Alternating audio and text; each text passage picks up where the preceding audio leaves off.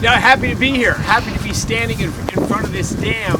Hydro is a different kind of electricity. You know, I always hear we want more electrons on the grid.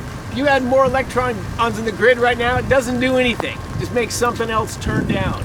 The critical issue for an electric grid is that it can supply power, keep the lights on, and keep people alive at peak demand.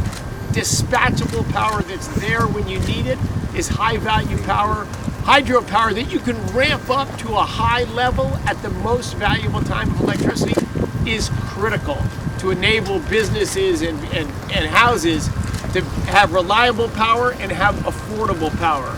Washington State, I think, has done most everything wrong in gasoline. It has gasoline prices almost as high as Hawaii and California. Third highest gasoline prices by far in the country, but not in electricity, well below average. Below average electricity prices because of these awesome hydro resources. The Trump administration and myself as energy secretary, we are all in 50 states across the country, everything we can do to lower the price of electricity, lower the price of gasoline, lower the price of energy of all kinds. That's what makes people's lives better. That's what makes businesses and opportunities thrive in our country. Thanks for being here. Happy to take your questions. Name and outlet. Chris Wright with NBC Nonstop Local. You mentioned affordability at the very beginning of this press conference. You mentioned it also in the press release as well. Earlier in the week, Trump stated that the affordability crisis does not exist. Why is affordability something that your department is focusing on if the affordability crisis does not exist? I think President Trump was saying that everything his administration is doing since the day he arrived in office is to drive down electricity prices. It drive down energy prices and prices across the board. When we arrived, had we been through a period of rapid inflation and everyone upset? Absolutely.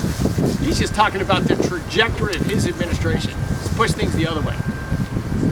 Next. Annette Carey with the Tri-City Herald. So with the disintegration of the MOU with the tribes and the state, there was some money in that to improve salmon habitat. Is this administration having plans to do anything additionally to try and restore endangered salmon lilies? I can't speak to the specifics of that just because I don't know, but I would say the environment, wilderness, wildlife, and all that central to our agenda. Absolutely. Dan Hansen, Apple Valley News. How does Ice Harbor Dam here specifically contribute to the administration's goals for affordability and reliable electricity? You have an existing asset, right, that can deliver 600 megawatts, just that one dam behind us, and it's one of four that's already built. And as I said, it is high value electricity. It can deliver it when you need it, but it's not flooding onto the grid when you don't need the electricity. So the hydropower assets in Washington State and the Pacific Northwest are why you've got well below national average electricity prices here. Trump administration wants to do everything we can to keep it that way. We want the thriving economy in Washington State and affordable electricity prices everywhere and always. Greg Mason clearing up. Oregon conservation groups filed an injunction in October calling for increased spills at 8 federal dams that energy experts and public power think might cause increased risks of blackouts. Do you see the federal government re-engaging with public power and the tribes on perhaps finding a solution to this, or do you see this playing out in the courts? Well, look, there's litigation that's going on right now, and I won't speak about that litigation. But of course, what's the overwhelming goal of the Trump administration is to lower energy prices and make life better for all Americans across the country. Does the administration care about the environment, wildlife? Absolutely. And that's what common sense is required. I think so much of the environmental agenda, I had to resign from the board of an environmental group to take this job. So much of the environmental agenda has been hijacked by just climate craziness. People that don't understand climate change and that don't understand the energy system have hijacked all the energy and all the resources away from real environmental issues and have gone in an unproductive direction. We're trying to bring common sense back, better environmental outcomes, better price, affordability, job opportunity outcomes for the American people. And I think as you look at the state of gasoline prices today, I think you can see President Trump's agenda's working. Any other questions here? Yeah, kind of responsible with Seattle Times. You said we're looking for dispatchable energy. They're already existing, they're dispatchable, same with maybe natural gas or coal plants. But wouldn't it be worth exploring more wind and solar as battery technology becomes more efficient? Yeah, batteries are key to increasing the value of wind and solar. Absolutely. You know, today we've got less than 10 minutes of storage from batteries across the country. In fact, 96% of all the energy storage we have in the United States is dams, right there. It's from water. And we're not ending wind and solar, just 33 years of subsidies. Shouldn't that be enough? So solar, I think you'll see developers continue to pursue, but they should compete on a level playing field by using renewable portfolio standards, as so many states have done. All the states with renewable portfolio standards, on average, their electricity prices are 30% higher than the states that don't have renewable portfolio standards. So our vote is for lower electricity prices, not higher electricity prices. But if they find a way in the marketplace to compete and deliver reliable, affordable electricity, fantastic. I'm all for it. Isn't the administration shifting more of those subsidies back towards fossil fuels? What subsidies are those? There are no meaningful subsidies on fossil fuels. I read that all the time, and I'm always telling people, what is the subsidy? What is the subsidy? My preference is to see as little subsidies as possible.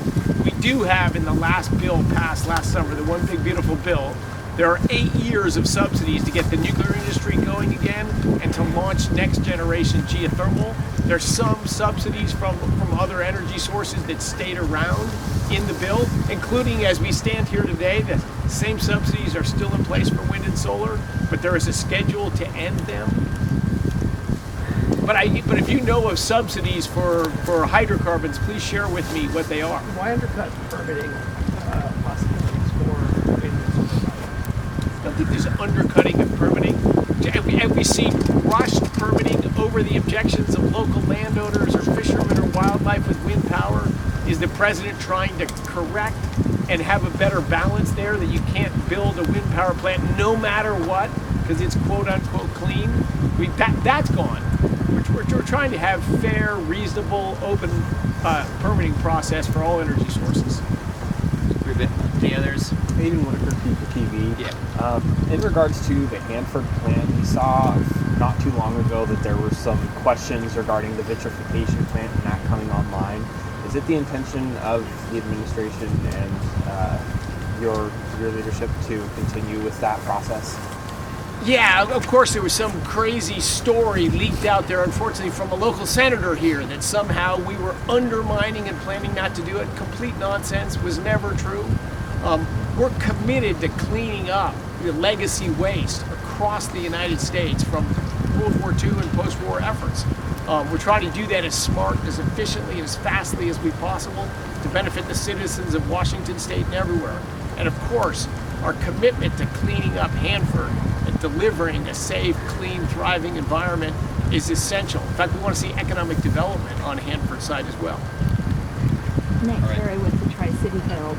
So are plans still in the works for what could be the United States' largest solar project on unused Hanford land, or has that stalled? I hate to say it, but I'm unfamiliar with that. You'll learn tomorrow. I will. Chris Wright with NBC again. This is in the context of the Genesis mission right now. Has your department looked at what specific operations, say here at the dam or the Lower Snake River Dam or the P&L, what operations specifically might be introducing AI systems or AI in general within those operations? I can't speak to that specifically right now, but absolutely those AI tools will be applied to the operation of these dams and the whole Bonneville Power Administration. Yeah, super excited about the Genesis mission. Thanks for bringing it up. I think we're going to see rapid scientific progress in the United States, rapid innovation that'll help us drive down costs and bring new technologies and new solutions that we can't even dream about today. I could not, as a career tech nerd, I could not be more excited for the next few years. There will be more time to talk about Genesis later today, where that next stop will be more Genesis focused. We got time for one more question. Yeah, about BPA's hiring ability. Do you anticipate restoring that anytime soon in the near future? Absolutely. Yeah, we're hiring a BPA right now to make sure it's fully staffed and operating in full efficiency.